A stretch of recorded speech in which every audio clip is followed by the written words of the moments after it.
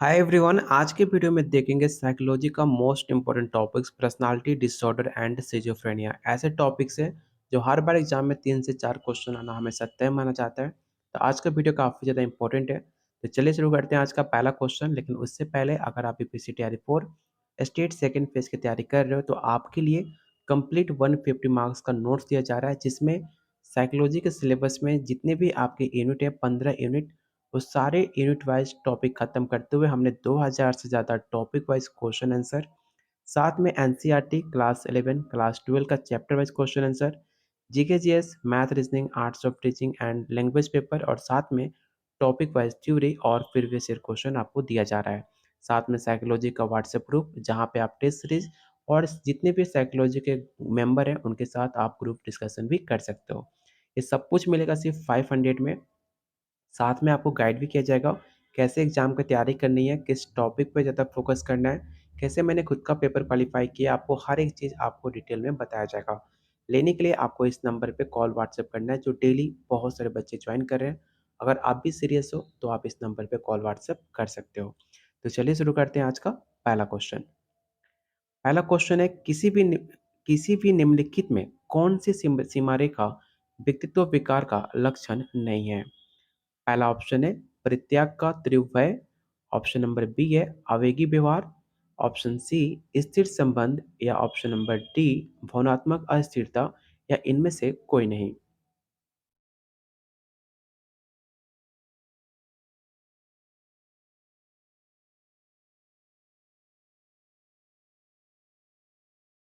तो question one का जो राइट आंसर होगा ऑप्शन नंबर सी होगा, स्टेबल रिलेशनशिप, जो कि आपके विकार जो संबंध अस्थिर होते हैं, इनमें रोगियों में परित्याग का डर और आवेगी व्यवहार और उनके भावनात्मक अस्थिरता जैसे विशेषताएं पाई जाती हैं। अगला क्वेश्चन है, नार्सिसिस्टिक व्यवहार विकार की मुख्य विशेषता क्या है? पहला ऑप्शन है निरंतर प्रशंसा की आवश्यकता, अस्वीकृति का डर, नियमों का अवहेलना, निरंतर खालीपन की भावना, या इनमें से कोई नहीं।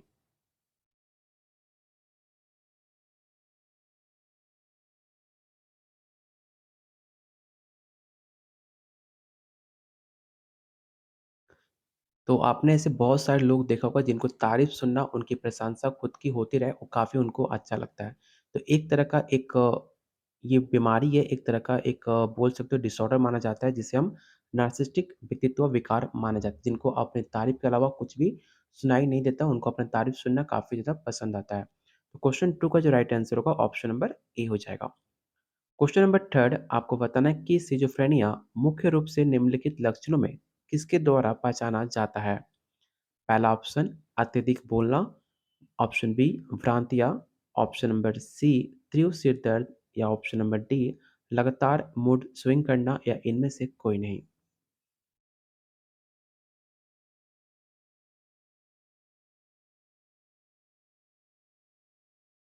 तो आपने ऐसे बहुत सारे लोग देखा होगा जिनको रात में पायल की आवाज़, घुंघरू की आवाज़, या फिर लगता है उनके कोई बगल में कोई आ रहा है, कोई रूम का गेट खुल रहा है।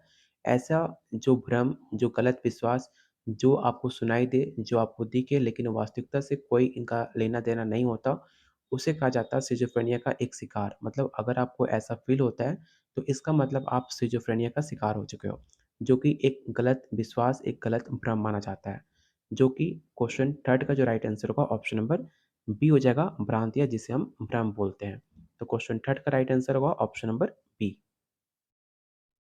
क्वेश्चन नंबर फोर, सिजोफ्रेनिया का सामान्य कारक निम्नलिखित में कौन है? पहला ऑप्शन आघात, ऑप्शन बी अनुवांशिक कारक, या ऑप्शन नंबर सी सामाजिक अलगाव, या ऑप्शन नंबर डी उच्च तनाव, या इनमें से कोई नहीं।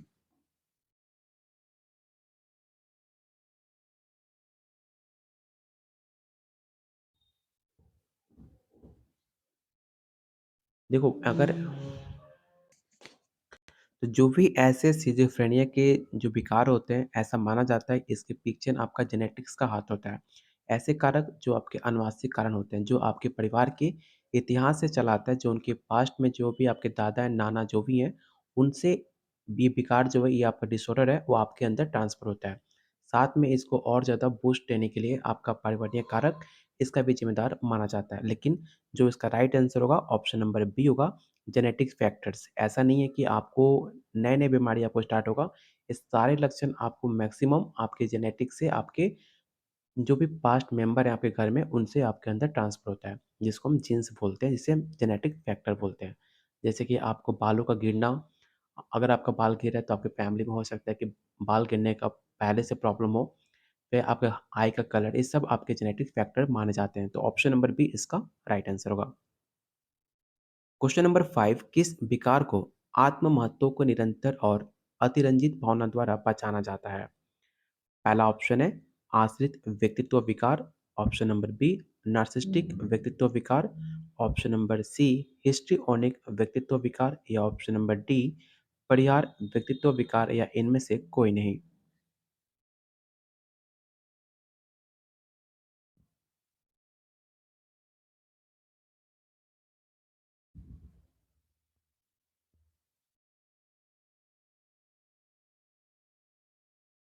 अगर आप क्वेश्चन को ध्यान से पढ़ोगे इंग्लिश में, देखो हिंदी का क्वेश्चन जो लैंग्वेज होता है थोड़ा-सा डिफ़िकल्ट होता है। अगर आप इंग्लिश का क्वेश्चन पढ़ोगे तो आसानी से आप इसका आंसर बता पाओगे, कि किसके अंदर फीलिंग ऑफ सेल्फ इम्पोर्टेंस, कौन खुद को ज़्यादा इम्पोर्टेंट देता है, ठीक है? दूसरों की फीलिंग काफ़ी कम समझता है, अपनी प्रशंसा ज़्यादा समझता है, अपनी आवश्यकता ज़्यादा सोचता है। तो ऐसे इंसान को क्या कहा जाता है? तो ऐसे इंसान को कहा जाता है नार्सिसिस्टिक व्यक्तित्व विकार, जो खुद की प्रशंसा, खुद के प्रति अपना ज़्यादा सोचना, दूसरों के प्रति सहानुभूति में कमी होना, ये सब उस इंसान का मतलब एक्टिविटी है, उनके अंदर क्वालिटी है। तो ऐसे इंसान को कहा जाता है नार्सिसिस्टिक व्यक्तित्व विकार, जो अपने बारे में सिर्फ़ सोचे, दूसरे के फीलिंग के बारे में काफ़ी कम सोचे। तो ऑप्शन नंबर बी इसका राइट आंसर होगा। क्वेश्चन नंबर 6 आपको बताना है कि निम्नलिखित में किस विकार में भावनात्मक अस्थिरता मुख्य लक्षण माना जाता है? तो पहला ऑप्शन है विरोधी सामाजिक व्यक्तित्व विकार, ऑप्शन नंबर बी है सीमा रेखा व्यक्तित्व विकार या ऑप्शन नंबर सी ओसीडी। तो इन 3 ऑप्शन में से कोई आपका एक राइट आंसर है, तो मुझे बताइए कि क्वेश्चन नंबर 6 का राइट आंसर क्या होगा?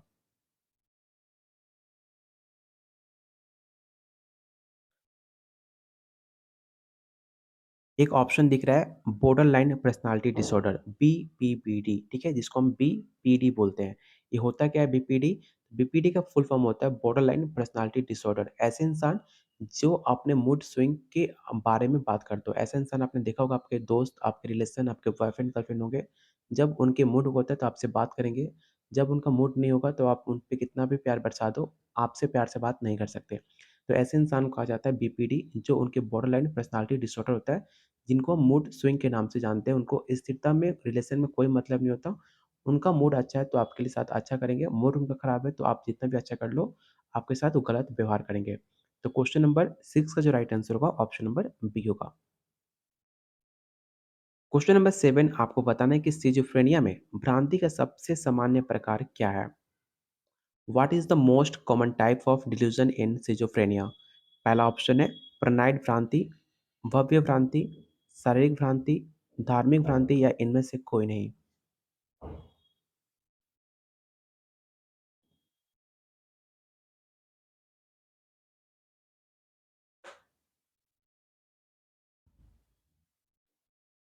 तो क्वेश्चन 7 का जो राइट आंसर होगा ऑप्शन नंबर आपका ए हो जाएगा, प्रणयिक भ्रांति। ऐसे भी लोग आपके लाइफ में बहुत देखने को मिलेगा आज के टाइम पे।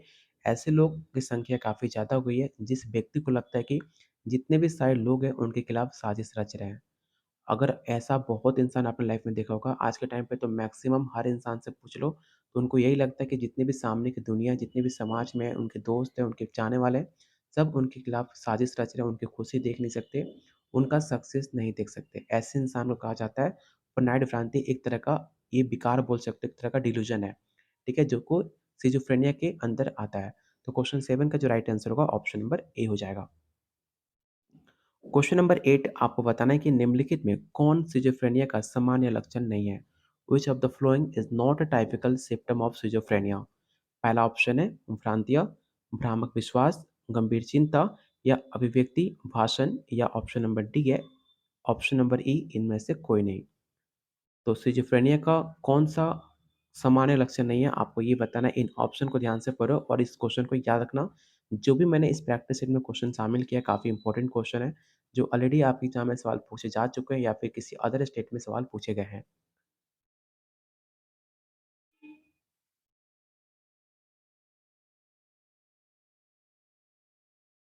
अगर आपको अपने एग्ज़ाम की चिंता है, अगर आपको अपने करियर की चिंता है, उसे कहा जाता है सर्वर एंग्ज़ायटी मतलब गंभीर चिंता। अगर आपकी लाइफ़ में कुछ भी आपने स्टेबल नहीं हो, अभी तक आपकी लाइफ़ में अपनी कमाई से अपने फाइनेंशियल स्टेबल नहीं हुए हो, लाइफ़ में आप घर में सबसे पहले बड़े हो, तो आपको जो चिंता होती है, अपनी लाइफ़ में कुछ करने का, अपनी लाइफ़ में सेटल करने का, उसे कहा जाता है सर्वर एंग्ज़ायटी, जो कि एक सिज़ोफ्रेनिया का लक्षण नहीं है।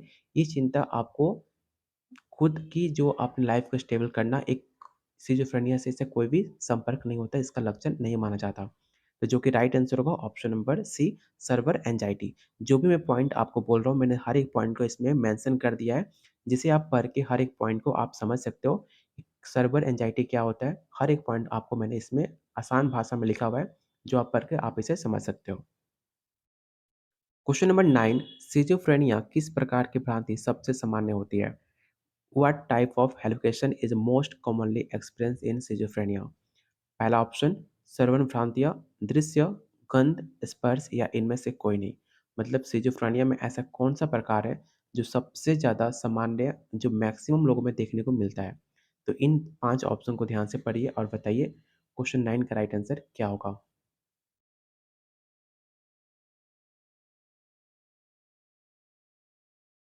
तो सबसे सामान्य पूछा है, सबसे सामान्य होता है आपका श्रवण, जो आप सुनते हो, आपको लगता है कोई पायल बजा रहा है, कोई आपका आवाज़ दे रहा है, कोई घुंघरू का आवाज़ आ रहा है, ऐसा मैक्सिमम इंसानों के साथ ऐसा होता है, जब आप रात में सोते हो या फिर आप अकेले सो रहे हो तो आपको ऐसा बहुत ज़्यादा फ़ील होता है।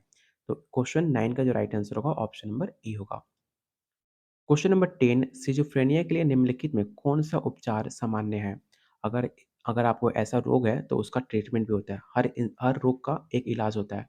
अगर आपके अंदर भी ऐसा रोग है तो उसका इलाज क्या है आपको ये बताना है। तो इन ऑप्शन को ध्यान से पढ़िए और इन जो मैं नाम बताऊँगा उससे आप नोट डाउन भी कर लेना। अगर आप ऐसा इलाज कराओगे तो आपके अंदर ये अगर ये बीमारी होगी तो इसे भी आप दूर कर पाओगे।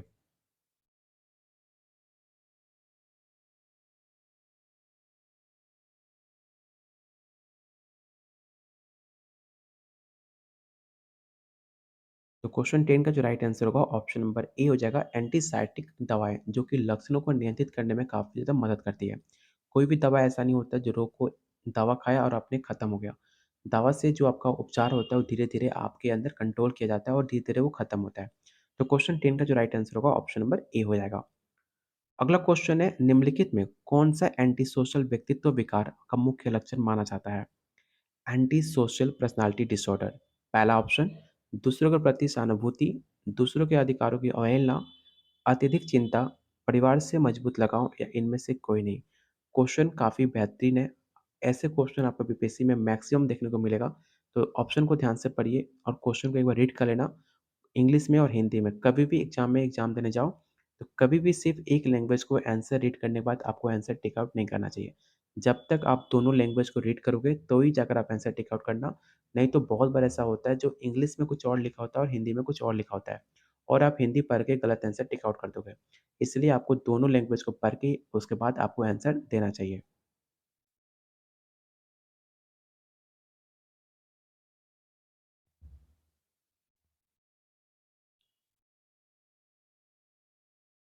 तो क्वेश्चन 11 का जो राइट आंसर होगा ऑप्शन नंबर बी हो जाएगा, दूसरों के अधिकारों की अवहेलना। मतलब वो दूसरों को नहीं देखते हैं, यहाँ पे मैंने लिखा भी है एंटी सोशल व्यक्तित्व विकार, दूसरों के अधिकारों को अवहेलना और सामाजिक नियमों की अनदेखी करना प्रमुख लक्षण होता है। इस विकार में अपराधी व्यवहार भी देखा जा सकता है। आपने देखा होगा जो ट्रैफिक रूल होता है उसको बिना फॉलो किए उसको ट्रैफिक रूल को तोड़कर वो आगे बढ़ जाते हैं। तो ऐसे इंसान को कहा जाता है एंटी सोशल व्यक्तित्व। अगर आप जो कुछ खाते हो और कचरे को रोड पे फेंक देते हो, अगर आप उसे उठा के नहीं फेंकते हो कहीं डस्टबिन में, तो उसे आप एंटी सोशल व्यक्तित्व कह सकते हो। उम्मीद करता हूँ आपको वर्ड समझ आ गया होगा एंटी सोशल व्यक्तित्व। तो ऑप्शन नंबर बी इसका राइट आंसर होगा। क्वेश्चन नंबर 12 आपको बताना है कि सिज़ोफ्रेनिया वाले व्यक्तित्व में किस प्रकार की भ्रांति सामान्यतः देखी जाती है? क्वेश्चन नंबर 12 पहला ऑप्शन है उत्पीड़न की भ्रांति, धार्मिक, यौन, उपरोक्त में से सभी या इनमें से कोई नहीं। तो एक बार ध्यान से ऑप्शन को रीड कीजिए और बताइए क्वेश्चन नंबर 12 का राइट आंसर क्या होगा?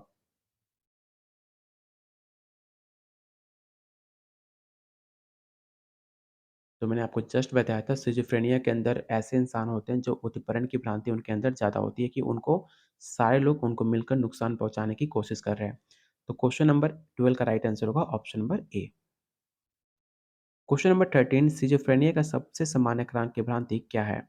What is the most common hallucination type of schizophrenia? जो कि मैंने आपको जस्ट बताया था, तो इसमें किसी का भी गलती नहीं होना चाहिए क्योंकि क्वेश्चन आपका रिपीट है और जो मैंने इसका राइट आंसर बताया था ऑप्शन नंबर बी, ठीक है? यहाँ पे पिछले क्वेश्चन में राइट आंसर था ए, लेकिन इस क्वेश्चन में जो आपका राइट आंसर होगा ऑप्शन नंबर बी होगा क्योंकि ऑडियोट्री आपका राइट आंसर होगा, जो आप सुनते हो पायल की आवाज़, घुंघरू की आवाज़, जो मैक्सिमम लोगों को सुनाई देती है, जो कि सिज़ोफ्रेनिया का सबसे सामान्य कारक माना जाता है। तो क्वेश्चन 13 का जो राइट आंसर होगा ऑप्शन नंबर बी होगा। अगर आपने टेलीग्राम ग्रुप को ज्वाइन नहीं किया तो इस ग्रुप को जरूर ज्वाइन करना। यहाँ पे आपको बीपीएससी तैयारी 4 स्टेट सेकंड पेज हर एक अपडेट आपको इस ग्रुप में पोस्ट किया जाता है, जिससे आप रेगुलर नोटिफिकेशन क्लासेस का प्लस पीडीएफ हर एक चीज़ आपको इसमें अपडेट मिल जाएगा, जिसका लिंक मैंने डिस्क्रिप्शन बॉक्स और कमेंट बॉक्स में पिन कर रखा है, तो आप जाकर उसे ज्वाइन कर सकते हो। चलते हैं अगले क्वेश्चन पे। अगला क्वेश्चन आपको बताना है कि नार्सिसिस्टिक व्यक्तित्व विकार में निम्नलिखित में कौन सा लक्षण नहीं है? इन ऑप्शन को ध्यान से पढ़िए और बताइए क्वेश्चन नंबर 15 का राइट आंसर क्या होगा?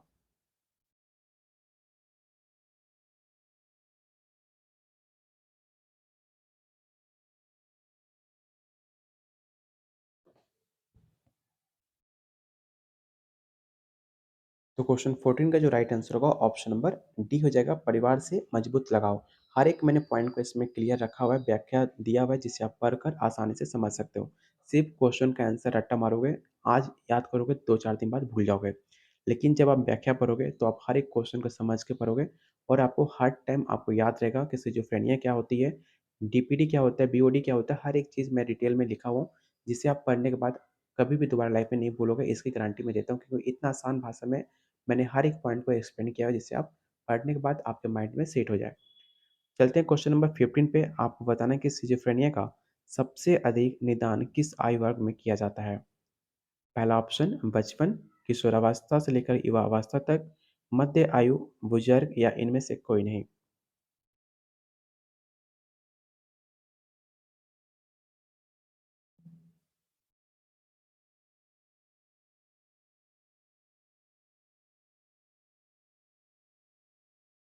तो याद रखिएगा, डर आपको कब लगता है? जब आपको डराया जाता है। तो जैसे-जैसे आपको बड़े होते हो, जैसे-जैसे आप जिसके भूत के बारे में, पिशाच के बारे में, ऐसे कुछ कहानी के बारे में सुनते हो तो आपको डर लगना स्टार्ट होता है।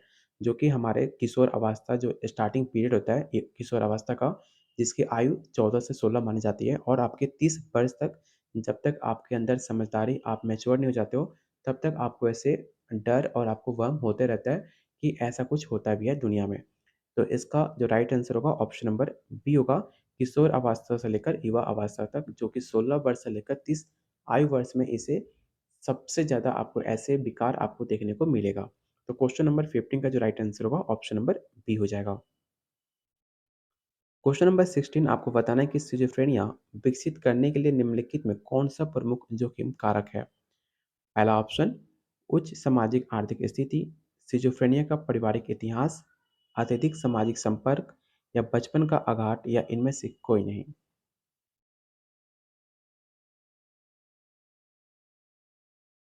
तो मैंने आपको स्टार्टिंग में बताया था सिज़ोफ्रेनिया का जो लक्षण होता है वो आपके जेनेटिक्स होता है। अगर आपके पापा, मम्मी, दादा-दादी के अंदर ऐसा कुछ लक्षण होगा, जिसे ऐसे डर के वहम या कुछ ऐसे सपने आते होंगे या फिर वैसा कुछ आवाज़ सुनाई देता होगा, तो ये सब आपके जेनेटिक्स के लक्षण हैं, जो कि आपके परिवार से, इतिहास से ये जुड़ा होता है। तो ऑप्शन नंबर बी इसका राइट आंसर होगा। आप यहाँ देख सकते हो एक क्वेश्चन को कितने मल्टीपल लैंग्वेज से पूछा जा सकता है और आप इसमें फँस सकते हो। इसलिए कहा जाता है कि लैंग्वेज पे ध्यान मत देना, क्वेश्चन क्या कह रहा है आपको समझना ये ज़रूरी है। अगर लैंग्वेज पे ध्यान दोगे, लैंग्वेज को नहीं पढ़ोगे तो आप गलती आंसर टिक आउट करके चले आओगे।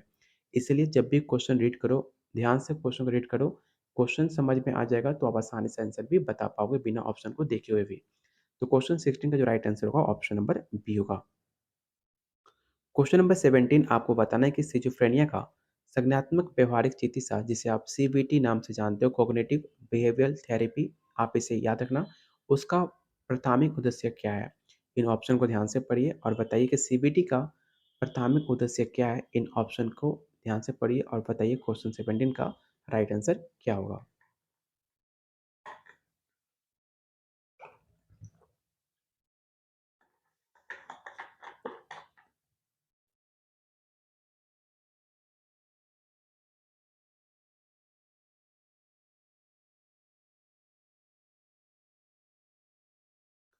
तो क्वेश्चन नंबर 17 का जो राइट आंसर होगा ऑप्शन नंबर सी होगा, अव्यवस्थित विचारों को चुनौती देना, जिसके अंदर सिज़ोफ्रेनिया का लक्षण अधिक हो जाता है, जिसके अंदर भ्रम ज़्यादा हो जाता है, जिसके अंदर वास्तविकता से कोई मतलब नहीं होता, ऐसे इंसानों को इलाज किया जाता है सीबीटी के माध्यम से, जिसका फुल फॉर्म होता है कॉग्निटिव बिहेवियरल थेरेपी, जिसको वास्तविकता से इसे जोड़ा जाता है और उसके मानसिक विकार को अधिक समझ विकसित करने में मदद करती है। तो क्वेश्चन नंबर 17 का जो राइट आंसर होगा ऑप्शन नंबर सी हो जाएगा। अगर आपको भी ऐसा शिकार है तो आप भी सीबीटी से अपना इलाज करा सकते हो, इसे भी आप याद रखिएगा। क्वेश्चन नंबर 18 आपको बताना है कि सीमा रेखा व्यक्तित्व विकार के लिए निम्नलिखित में कौन सा सामान्य उपचार है।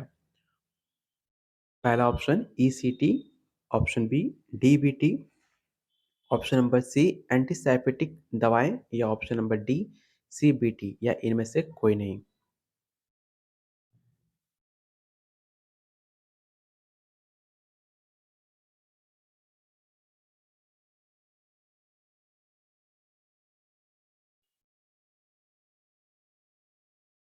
तो क्वेश्चन नंबर 18 का जो राइट आंसर होगा ऑप्शन नंबर बी हो जाएगा डीबीटी। याद रखना डीबीटी होता क्या है। तो डीबीटी शिकार एक व्यक्तित्व विकार होता है जिसमें डायलेक्टिकल व्यवहारिक चिकित्सा सबसे पहले इफेक्टिव उपचार माना जाता है। इस मरीज को अपने इमोशन अपने नियंत्रित करने और रिश्तों में सुधार करने के लिए कौशल सिखाए जाते हैं। तो क्वेश्चन नंबर 18 का जो राइट आंसर होगा ऑप्शन नंबर बी होगा। अगला क्वेश्चन है आश्रित व्यक्तित्व विकार का विशेषता क्या है। डिपेंडेंट पर्सनालिटी डिसऑर्डर का विशेषता क्या है, आपको ये बताना है। इन ऑप्शन को पहले ध्यान से पढ़िए और बताइए क्वेश्चन नंबर 19 का राइट आंसर क्या होगा।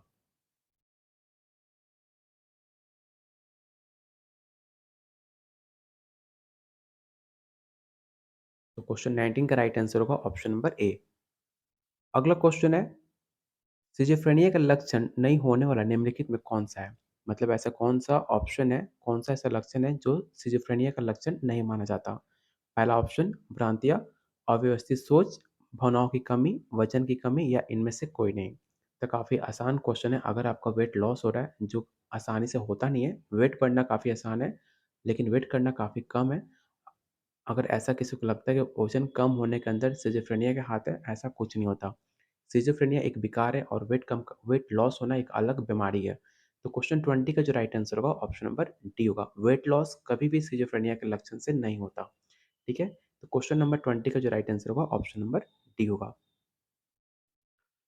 क्वेश्चन नंबर 21 आपको बताना है कि बच्चों के अज्ञात इतिहास वाले व्यक्तित्व में निम्नलिखित में कौन-सा व्यक्तित्व विकार सबसे अधिक प्रचलित है? इन ऑप्शन को ध्यान से पढ़िएगा, क्वेश्चन काफ़ी इंपॉर्टेंट है। बताइए क्वेश्चन 21 का राइट आंसर क्या होगा? और आप लोगों से रिक्वेस्ट है प्लीज़ वीडियो को लाइक और शेयर भी किया कीजिए। जितने लोग वीडियो देख रहे हैं उतने वीडियो पे लाइक होने चाहिए क्योंकि आपका एक लाइक हमें काफ़ी मोटिवेट करता है आप लोग के लिए बेहतरीन कंटेंट लाने का, जिससे आप बेहतरीन तैयारी कर पाएँ अपने एग्ज़ाम के पॉइंट ऑफ व्यू से। जो भी सिलेबस में टॉपिक्स हैं, वो सारे टॉपिक्स हम काफ़ी डिटेल में कवर करने की कोशिश कर रहे हैं, जिससे आप बेहतरीन तैयारी कर पाएँ अपने एग्ज़ाम के लिए। तो प्लीज़ वीडियो को लाइक एंड शेयर आप लोग ज़रूर करना। जो भी क्वेश्चन नंबर 21 का right answer A tick out कर रहे हैं, उनका आंसर सही है। ऑप्शन नंबर ए इसका राइट आंसर होगा, सीमा रेखा व्यक्तित्व विकार। अगला क्वेश्चन है सिज़ोफ्रेनिया का विकास में सबसे अधिक संबंधित न्यूरोट्रांसमीटर कौन-सा है? ये क्वेश्चन को वीवीआई क्वेश्चन पहले आप कर लो, काफ़ी इंपॉर्टेंट है। पहला ऑप्शन है डोपामाइन, सेरोटोनिन, ग्लूटामेट या गाबा या इनमें से कोई नहीं।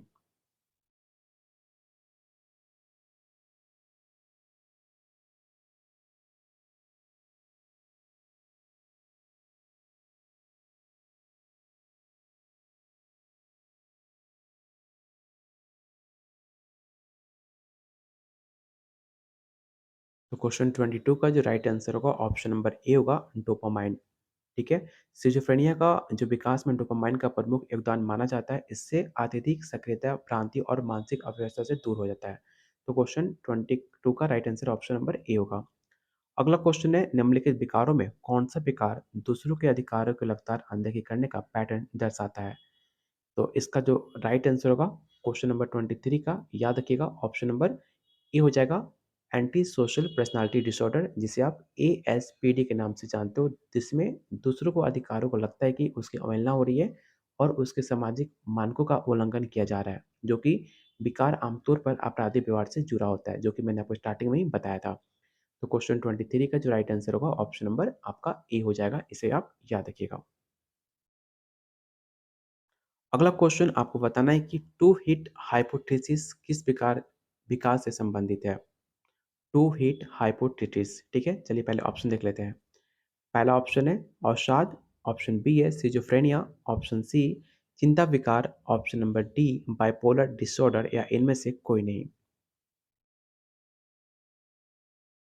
तो मैंने आपको अगर मेरे बात को आप ध्यान से सुन रहे होगे तो आपको पता होगा टू हिट हाइपोथेसिस सिजोफ्रेनिया का दो विकार होता है। पहला कौन होता है? आपका जेनेटिक्स, जो आपके परिवार से मिला होता है, जो जेनेटिक्स होता है वो। दूसरा होता है आपका इन्वायरमेंटल तनाव, एक पर्यावरणीय तनाव। अगर दोनों का मिक्सर हो जाए तो सिजोफ्रेनिया एक हाई लेवल पे पहुंच जाता है, जो कि अगर आपका एक आनुवांशिक है तो धीरे-धीरे हो सकता है एक, या फिर दोनों साथ में आ जाए तो सिज़ोफ्रेनिया का जो लेवल होता है काफ़ी हाई होता है, जिसको हम टू हिट हाइपोथेसिस के नाम से जानते हैं। तो क्वेश्चन नंबर 23 का जो राइट आंसर होगा ऑप्शन नंबर बी हो जाएगा सिज़ोफ्रेनिया। क्वेश्चन नंबर 25 आपको बताना है कि पैरानोइड सिज़ोफ्रेनिया में सबसे अधिक जुड़ी हुई भ्रांति का विकार कौन-सा है? पहला ऑप्शन यौन भ्रांतियाँ, भव्यता की भ्रांतियाँ, उत्पीड़न, शारीरिक या इनमें से कोई नहीं।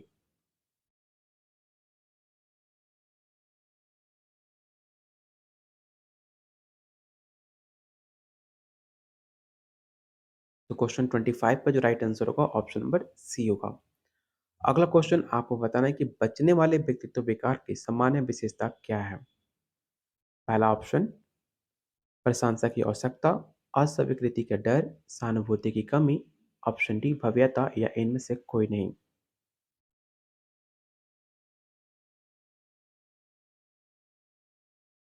देखो इसका बेहतरीन एग्जाम्पल है, अगर आप एग्जाम की तैयारी कर रहे हो और आपका एज हो चुका है, या ऐसे मैक्सिमम लोग होंगे जिनकी शादी हो चुकी होगी, चाहे आप हाउसवाइफ हो, चाहे आप शादीशुदा जेंट्स हो और आप कोई छोटा-मोटा काम कर रहे हो और अपने एग्ज़ाम की तैयारी भी साथ में कर रहे हो। अगर आपसे कोई बड़े समाज में या किसी के साथ 10 लोग 12 लोग के बीच बैठे हो और आपसे पूछ ले कि आपकी सैलरी कितनी है या फिर आपकी तैयारी कैसे चल रही है, कब तक एक अच्छी जॉब मिल जाएगी, तो समाज में ऐसे स्थिति जिसमें आपको असफल होने का डर हो, जिसमें आपको समाज का डर सताए, उसे कहा जाता है फ़ियर ऑफ रिजेक्शन। ठीक है? तो क्वेश्चन नंबर 26 का जो राइट आंसर होगा ऑप्शन नंबर बी होगा। ठीक है, fear of rejection. Question number 27 किस विकार में भव्यता को लगातार पैटर्न और अत्यधिक प्रशंसा की आवश्यकता होती है? इन ऑप्शन को ध्यान से पढ़िए और बताइए क्वेश्चन 27 का राइट आंसर क्या होगा।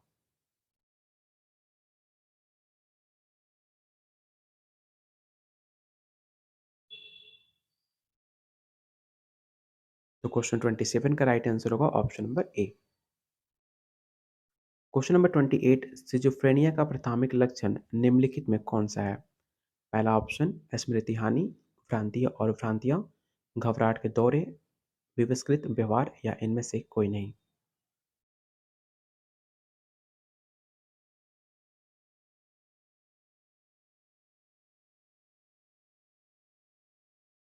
तो क्वेश्चन 28 का राइट आंसर होगा ऑप्शन नंबर बी।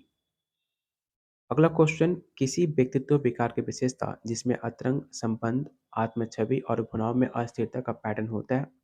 क्वेश्चन 29 का राइट आंसर क्या होगा आपको ये बताना है। तो मैंने आपको बताया था पीपीडी के बारे में, जिसे सीमा रेखा व्यक्तित्व विकार कहा जाता है, जो कि राइट आंसर होगा ऑप्शन नंबर 29 का बी।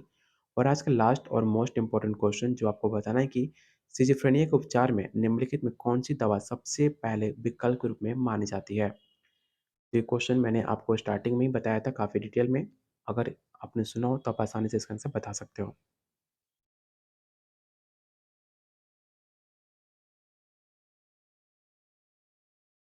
तो क्वेश्चन 30 का जो राइट आंसर होगा ऑप्शन नंबर ए हो जाएगा, एंटीसाइटिक दवाएँ, ठीक है? जो कि आपके मानसिक विकार को उसे रोकने में, उसे कंट्रोल करने में काफ़ी ज़्यादा हेल्प करती है। तो क्वेश्चन 30 का जो राइट आंसर होगा ऑप्शन नंबर ए होगा। आउट ऑफ 30 आपने कितना क्वेश्चन सही किया, आपको बता सकते हो, जिससे आपको आइडिया लगे कि आपकी तैयारी कैसे चल रही है और आपको कितनी मेहनत करनी है। अगर आप हमारे साथ एग्ज़ाम की तैयारी करना चाह रहे हो तो सिर्फ़ 500 में आपको इतना कुछ दिया जा रहा है इतना कंटेंट दिया जा रहा है, अगर आप इतना कंप्लीट कर लेते हो और जो मैं आपको गाइड करूँगा कि सबसे पहले क्या पढ़ना है, क्या-क्या पढ़ना है, अगर आप उतना कर लेते हो, आसानी से आपका पेपर क्वालीफाई हो जाएगा, इसके लेकर कोई भी डाउट नहीं है। सिर्फ़ 500 में आपको हर एक चीज़ मिल रहा है, कंप्लीट 150 मार्क्स का कंप्लीट नोट्स, जिसमें आपको 2000 plus question answer, NCERT, topic wise theory, previous year question, psychology का व्हाट्सएप ग्रुप जहाँ पे टेस्ट सीरीज़, ग्रुप डिस्कशन सब आप कर सकते हो। ये सब कुछ मिलेगा सिर्फ 500 में, जो आपके डेली पॉकेट मनी से काफ़ी कम रेट में दिया जा रहा है।